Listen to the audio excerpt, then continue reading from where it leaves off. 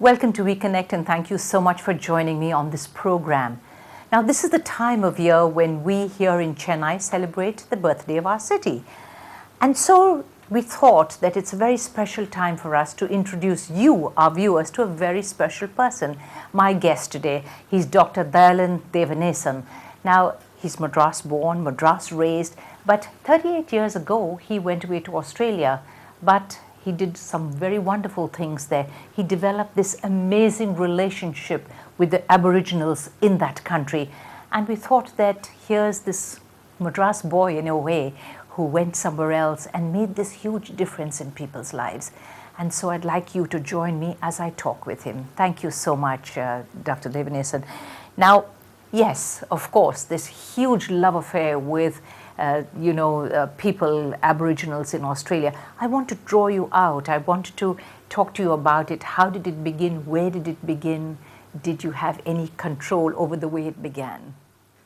Yes, where shall I begin? Please, anywhere, wherever. Yes. Well, I'd like to begin by going actually back to the time when I was 12 years old. Right. When my father took me to meet Dr. Ida Scudder, the now world-renowned founder of Christian Medical College. In Vellore. Vellore Hospital and College.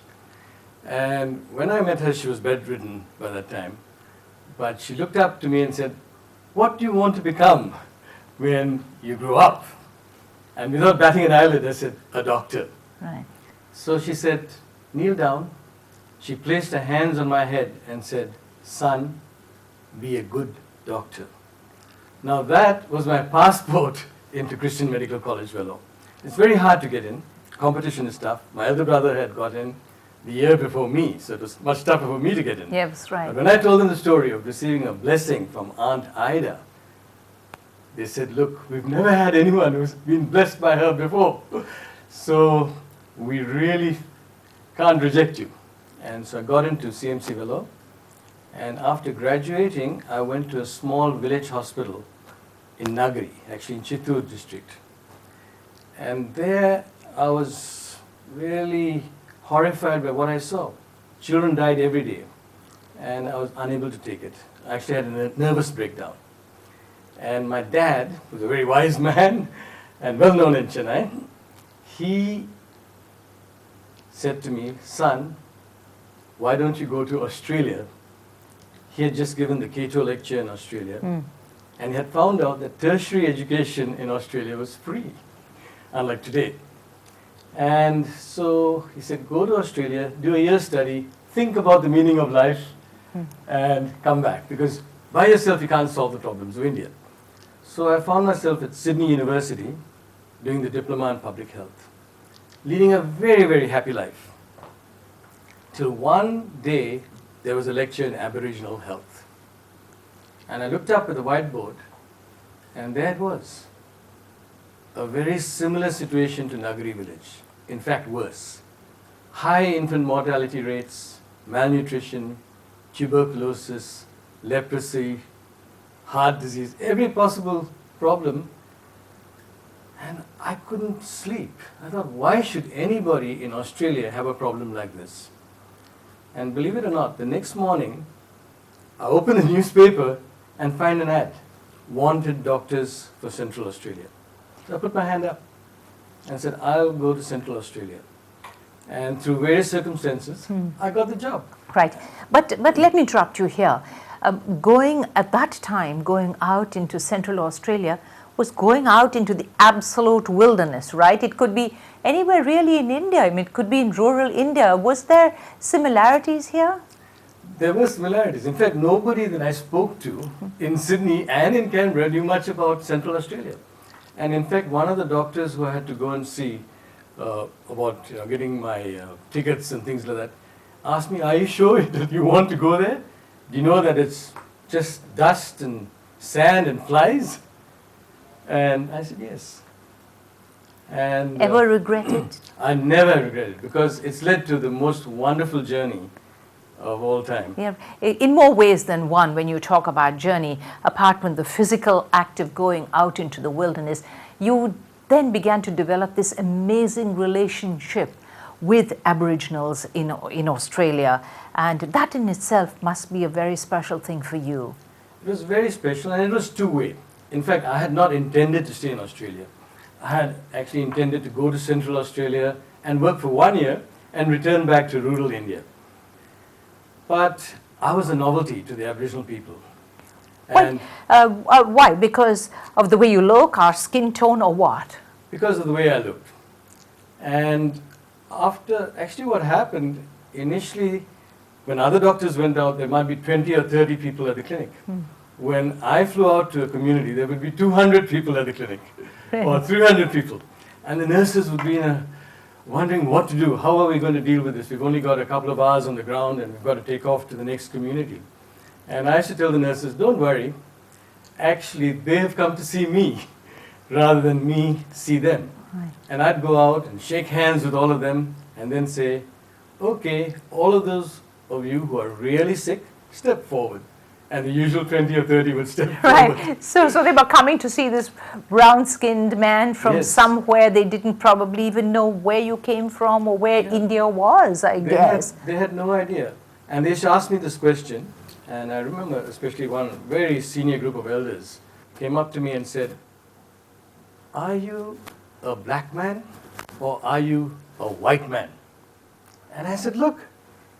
And they said, you look black, but you're the doctor. You command the nurses, you command the aircraft, you must be white. And I said, well, what can I say? But a few months later, the same group of men came up to me and they said, we've been observing you. We see that you're studying the language, you're trying to learn our culture, and we've decided something. And I said, what? And they said, oh, we've decided you're black. Amazing. They saw a kinship here, But more right? than that, they said, not only are you black, you are Yapa, Yapa means? one of us. You are one of us. You must be an Aborigine because nobody else could do what you're doing.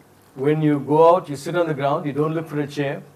You do not talk down to us. You talk to us as equals. And my life changed when I had this huge acceptance by the people. It also made your life much easier, I'm sure, because, I know that you're part of that Flying Doctor program where you'd go out in airplanes, back and forth out into the wilderness, treating maybe just 1 or 2 patients in some remote area of the country. So by the very nature of being accepted, it must have made it easy for you, or easier. Well, in terms of relationship, it made it easier, but I had a lot of tough decisions to make. For example, there was a man dying in hospital, and he had cancer, and I knew that within a few days he would be dead. And I asked the hospital authorities to release him.